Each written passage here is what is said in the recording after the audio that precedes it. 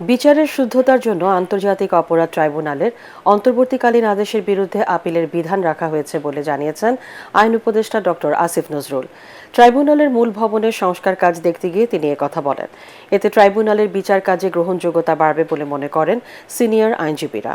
অন্যদিকে এই বিধানের ফলে বিচার দীর্ঘসূত্রতায় পড়বে বলে মনে করছে প্রসিকিউশন টিম। আরও জানাচ্ছেন হুমায়ুন চিস্তি। ৭১-এর মানবতাবিরোধী অপরাধের বিচারে গঠিত আন্তর্জাতিক অপরাধ ট্রাইব্যুনালে শুরু হয়েছে ২৪ জুলাই গণহত্যার বিচার।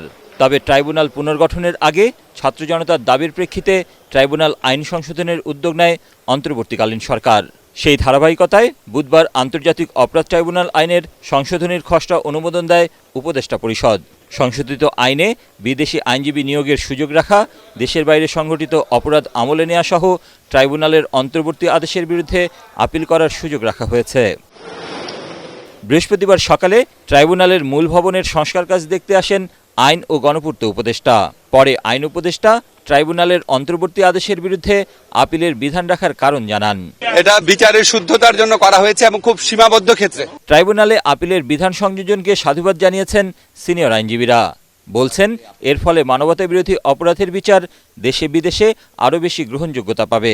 এই সমস্ত আদালতে যাদের এখন বিচার শুরু হয়েছে বা সামনে হবে, তাদের জন্য এটা স্বস্তিদায়ক, দেশের জন্য স্বস্তিদায়ক, আন্তর্জাতিকভাবেও বাংলাদেশের ভাবমূর্তি উজ্জ্বল হবে।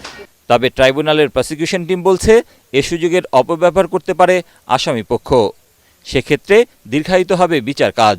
অ্যাবিউজ করার একটা সম্ভাবনা থাকে, যেমন কোনো ইলমোটিভ থাকতে পারে, বিচার প্রক্রিয়াকে দীর্ঘায়িত করার জন্য কোনো আদেশের বিরুদ্ধে তারা যেতে পারে। আর একটা বিষয়, যখন অ্যাপিল ডিভিশনে যখন কোনো বিষয় পেন্ডিং থাকে, তখন এটা সাবঅর্ডিনেট কোর্ট সাধারণত ইন্টারফেয়ার করেন না। আন্তর্জাতিক অপরাধ ট্রাইব্যুনালের আগের আইনে আসামিরা শুধুমাত্র রায়ের বিরুদ্ধে আপিল করার সুযোগ পেতেন।